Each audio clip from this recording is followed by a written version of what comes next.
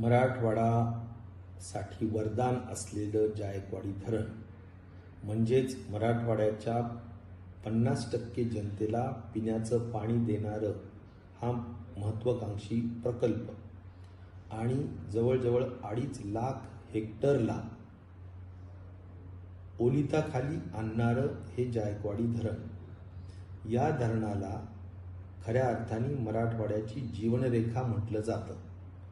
अशा या धरणाचं महत्त्व मराठवाड्यासाठी असताना आज जायकवाडीच्या धरणात ऊर्ध्व भागातून येणारं पाणी 7% जो कपात करण्याचा निर्णय मेरी म्हणजे महाराष्ट्र अभियांत्रिकी जी संस्था आहे त्या संस्थाच्या महासंचालकांनी घेतलेला आहे, तो अत्यंत मराठवाड्यावर अन्यायकारक असा निर्णय आहे.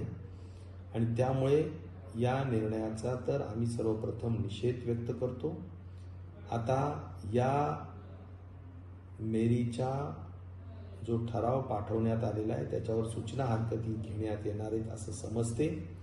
माझं मराठवाड्याच्या जनतेला सुद्धा आवाहन राहील, विनंती राहील की आपण सर्वांनी या ठरावाला विरोध करावा आणि आपल्या हक्काचं, मराठवाड्याच्या हक्काचं, जायकवाडीचं जे पाणी कपात करण्याचा निर्णय आज जो घेण्यात आलेला आहे त्याला कुठल्याही परिस्थितीत आपण होऊ देता कामा नये अशी माझी आपल्या सर्वांना नम्र विनंती आहे.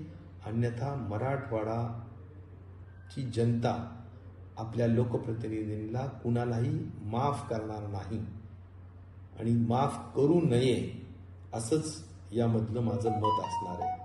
त्यामुळे जागरूक होऊन या प्रश्नाच्या बद्दल गरज पडल्यास लढा उभारावा, परंतु आपल्या हक्काचं पाणी सोडता कामा नये अशी माझी मराठवाड्याच्या जनतेला या निमित्ताने विनंती आहे आणि शासनाला सुद्धा त्याच दृष्टिकोनातूनची सूचना आहे.